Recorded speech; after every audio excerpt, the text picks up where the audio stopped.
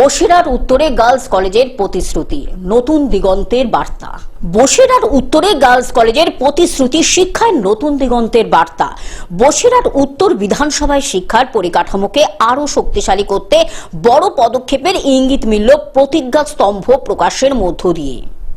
তৃণমূল কংগ্রেস প্রার্থী মোহাম্মদ তৌসিফুর রহমানের ঘোষিত 10 দফা প্রতিশ্রুতির মধ্যে সবচেয়ে তাৎপর্যপূর্ণ হিসাবে উঠে এসেছে একটি নতুন গার্লস কলেজ স্থাপনের পরিকল্পনা, যা দীর্ঘদিনের একটি গুরুত্বপূর্ণ চাহিদা পূরণ করতে পারে বলে মনে করেছেন স্থানীয় বাসিন্দারা।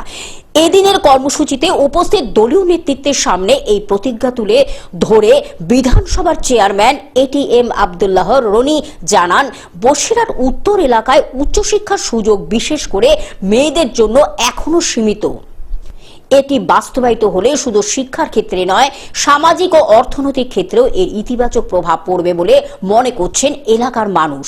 এখন নজর থাকবে এই প্রতিশ্রুতি কত দ্রুত বাস্তবে রূপ পায় এবং কতটা বদলে দেয় বসিরহাট উত্তরের আগামী দিনের চিত্র।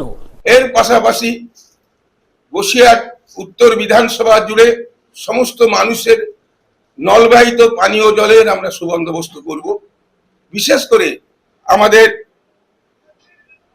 হাসনাবাদ সাংগঠনিক 2 নম্বর ব্লকের যে 4টি পঞ্চায়েত আছে, মুরারিসা পঞ্চায়েত, ভেবিয়া পঞ্চায়েত, আমলানি পঞ্চায়েত এবং মাখালগাছা পঞ্চায়েত, এখানে কিছু কিছু এলাকায় মানে ভালো জল মাটির নিচে পাওয়া যায় না পাওয়ার জন্য এই জায়গায় অবশ্যই বসিরহাট উত্তর বিধানসভা জুড়ে যেমন হবে, এখানকার মানুষদের জন্য দ্রুততার সঙ্গে নলবাহিত বিশুদ্ধ পানীয় জল পৌঁছে দেওয়ার ব্যবস্থা করার একটা প্রতিজ্ঞা আমাদের ম্যানিফেস্টোতে আমরা তুলে ধরেছি।